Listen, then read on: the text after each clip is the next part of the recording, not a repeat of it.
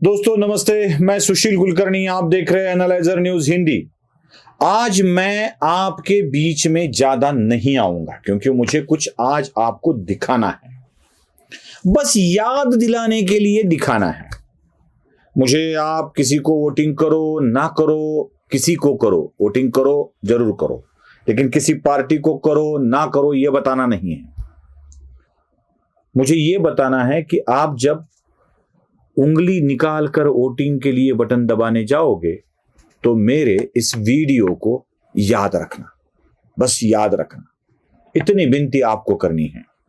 मैं आपको सबसे पहले एक वोट जिहाद वाला वीडियो दिखा रहा हूं जिसमें नोमानी साहब वोट जिहाद के सिपे सालार कौन हैं यह बता रहे हैं। जरा सुन लीजिए। ये कैसा वोट जिहाद है जिसके सिपे सालार हैं सिपे शरद पवार, जिसके अजीम सिपाहियों में हैं उद्धव ठाकरे, राहुल गांधी, नानाजी पटोले।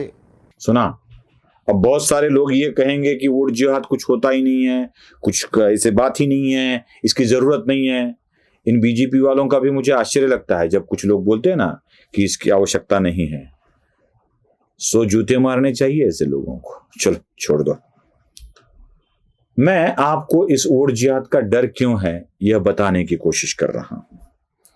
इस नोमानी भाई साहब को वोट जिहाद क्यों करना है? क्योंकि उनको 20 तारीख के वोटिंग के बाद दिल्ली की सरकार को हिलाना है। जरा देख लीजिए। और अगर महाराष्ट्र में उनको शिकस्त हो गई तो इत्तलात के मुताबिक दिल्ली सरकार भी बहुत दिन तक नहीं ठहर पाएगी। तो हमारा निशाना सिर्फ महाराष्ट्र सरकार नहीं है बल्कि मरकजी हुकूमत है और मुल्क का मुस्तकबिल है। देखा? अब इसको सुनने के बाद इनका असली मकसद क्या है ये सामने आ जाता है। भाई इतने पे रुकना काफी नहीं होगा, और कुछ सुनना होगा, और वो बड़ा खतरनाक होगा, वो बड़ा खतरनाक होगा। हिंदुओं की गर्दन काटने की बात हो रही है, गर्दन काट के कुत्तों को खिलाने की बात हो रही है। इतना ही नहीं बल्कि पाकिस्तान और बांग्लादेश के लोग घुसकर काटेंगे ये बोला जा रहा है। सुन लीजिए। मेरे प्यारों, दुनियावी फैसला हम बाद में देखेंगे, दुनिया की अदालत हम बाद में देखेंगे, दुनिया के सारे तौर तरीके हम बाद में देखेंगे। मूती समझ आती है? मूत से इस मूती को मैं पैगाम देना चाहता हूं। याद कर लेना इस बात को, समझ लेना इस बात को। हमें गोली मंजूर है, हमें जेल मंजूर है, हमें अपनी जान मान तन मन धन सब लुटाना मंजूर है, लेकिन याद रख लेना इस बात को, अगर तूने अपने लोगों को लगाम नहीं दिया तो याद रख लेना इस बात को, बांग्लादेश के मुसलमान, पाकिस्तान के मुसलमान तेरे मुल्क में कुछ करेंगे, हिंदुओं की गर्दन अलग करके कुत्तों को दे देंगे। सुन लिया? इतना बहुत कुछ सुनने के बाद भी अगर हमें लगता है कि हम ठीक चल रहे हैं तो ठीक है भाई। और ये नोमानी और ये जो कोई बात किया वो इतना ही काफी नहीं है। और दो है हैदराबाद वाले, बिरयानी खा के 15 मिनट की बात कर रहे हैं। सबसे पहले बड़े मियां की बात सुन लेते हैं। सुनो, अभी टाइम कितना है? हाँ 15 मिनट है अभी। वेरी सॉरी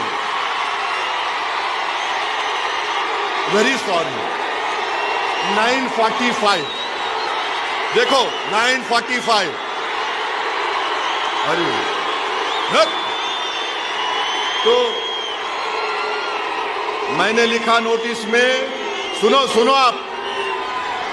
सुनो आप मीडिया वालों, 9:45 घड़ी चेक कर लो तुम्हारी भी। तो मैंने नोटिस में लिखा, फारूक सही बोल रहा ना, ऊपर नीचे तो नहीं हो रहा ना? You are happy, satisfied? माशाल्लाह। सुना?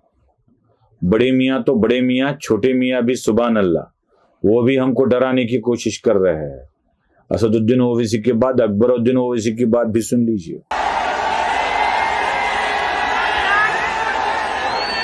9:45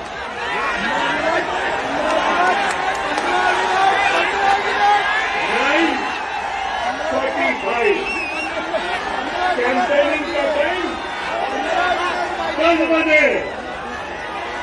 अभी 15 मिनट। अब ये 15 मिनट वाली बात जो है ना, वो यूं ही नहीं है।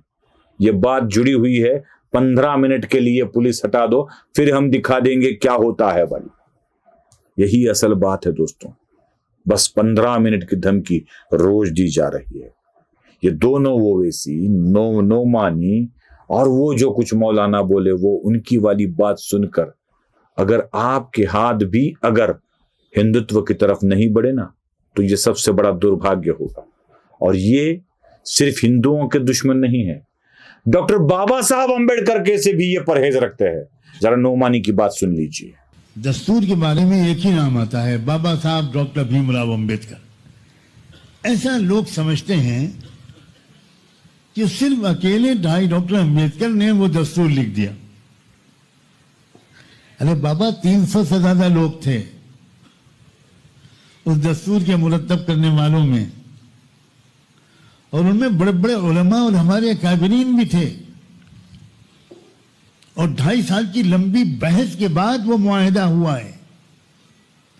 डॉक्टर अंबेडकर चूंकि बहुत बड़े वकील थे, तो लिखने की जिम्मेदारी ड्राफ्टिंग की उनको दी गई। लेकिन तन्हा डॉक्टर अंबेडकर ने ये संविधान लिखा हो, ये बिल्कुल गलत फहमी है। और जो भी कोई दलित बांधव हो हमारे ना, वो इनको सुनकर भी अगर इनके साथ जाने का दिल करता है, तो बस उनके लिए मेरा नमन है। और आपसे प्रार्थना है दोस्तों, वोटिंग के जाने से पहले इसे जरूर याद कर लीजिएगा। नमस्ते।